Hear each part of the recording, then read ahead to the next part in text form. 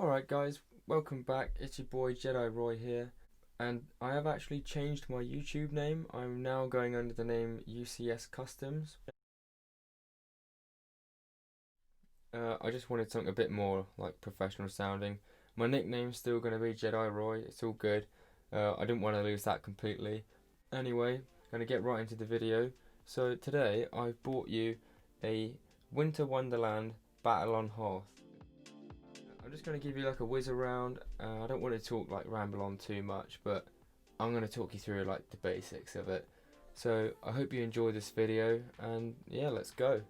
So we're going to start off with this view, and obviously you can see I've actually changed out all of the what it would be the laser cannons and stuff, like snowballs and stuff, because I just thought that would be like the real fun of it. If you haven't already noticed, I've just added in like a little snowman, just for like effect. And you got the bloke over here just like racking up some snowballs, ready to fire them. There's a really cool technique how I got him to stand, by the way, because he's not actually on a jumper plate or anything. So there's that, and then one of my favourite aspects of this mock, because it's just so wacky and it just doesn't fit in at all, but it just does, is the guy sat on the toilet, Gerber number 2, while like the whole snowball like Battle of Hoth is going on. It just seemed really funny. And you'll see when I take him off in a second, it just like, it fits in the space so nicely. So I'm going to turn the mock around slowly, so you can get a nice view as I'm turning it. Now the last small feature, aesthetic wise, was the snow trooper here who's holding his own little sled. Just a really simple design, so it could look like he's holding something, because I didn't have like one of those proper like shield pieces. So I just had what I could work with. So what I'm going to do is, now I've shown you like what the figures look like and stuff, I just want to go around quick. I just want to like point out the fact that he's actually holding a bit of toilet paper in his hand. So now you've seen all the minifigures. I'm going to take the minifigures off so we can get a bit more in depth about the actual mock itself and the build. So I did actually want to keep this mock quite simple. I just wanted to pack quite a big punch in a small mock, but not make it look overdone. So I really tried using a load of different type of slope pieces and like wedge pieces and cheese slopes and stuff like that, to get like the real angles and the texture and the depth of all the snow. And like, as you can see, I've pretty much just used 2 colour tones here. I've gone with the dark bluish grey and the white, mainly because obviously where it's Hoth it is all snow, but I wanted to give it a bit more of like a realistic look, because when you're in like the mountains and it's snowy and stuff, you can still see like some of the rocks. Also, like I said, it just adds for a nice extra bit of detail, you know. So as we're spinning it around, you can see all the different places. I did actually want to add some water in at some point in the mock, but it's just too small. I mean, this is done on 316 by 8 base plates. So as you can see, yeah, I've used so many different, there's probably like 400-500 pieces in total in this mock. Just for the minifigures, quick, like a lot of them, yeah, they were like, this guy was on like a jumper plate down here, because where I could fit one in. These guys were like just sit on like snow pieces.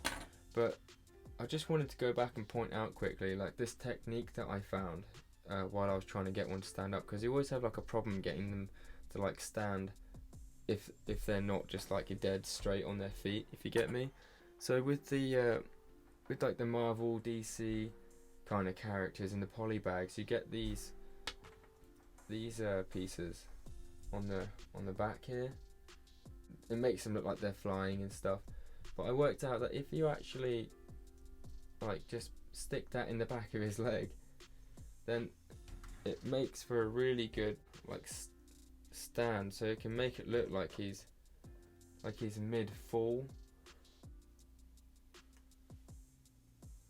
And from the front you wouldn't even know it's there, which is great.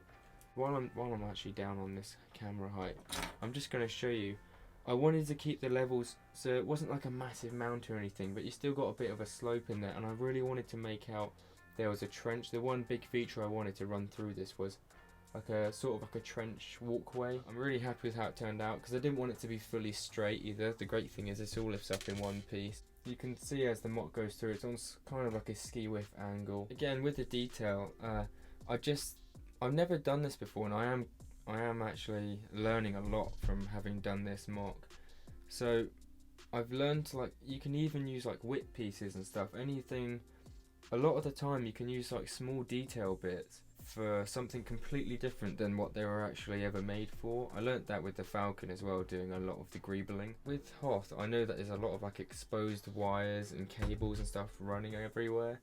So I just thought adding in this cannon, because that's also like a classic feature. They always have like the Hoth cannon. This is completely customized, by the way, guys. I'll just show you how I did it. So to make it look seamless, I've just stuck it on with a small plate underneath there, and again just like a turret kind of piece. I'm really happy with how this turned out as well. It just looks, in my opinion anyway, quite sleek. I know there's like a bit of gap there, but I really tried to keep it quite flush, you know. It took me a couple of attempts to get this right, but that's the inside of it there. I also wanted to incorporate like a control panel to make it a bit more realistic, because obviously this doesn't just power itself. And I thought there's loads of different pieces that you could use for this printed section here, but I specifically wanted to use the piece with a target sign on it because it just made more sense. So that's the majority of the of all the features. The one last feature which I wanted to show you guys is the toilet. I just love the fact that it's so like modular and it's so like not what you expect, but do you see what I mean? It kind of like an exposed toilet cubicle. It just kind of seems like it fits in there, right? I really liked my design of like the toilet roll holder as well, and the backrest. This actually did only take me, in total building hours, about 4 or 5 hours probably. It's been quite scary getting into starting to mock build, to be honest. My first attempt is to the left of me, and that's on my Instagram page if you want to go check that out. So anyway guys, thank you very much for watching this video. If you did like it, drop a comment and a like would be greatly appreciated. Go subscribe to the channel. I have also got a free giveaway coming soon for when I reach 300 subs, which you can find over on my Instagram channel. That is UCS Productions. So be sure to go and check that out, guys, and follow the old account as well. Anyway, for now, that's a wrap for me. So for the time being, stay safe, happy building, and peace out.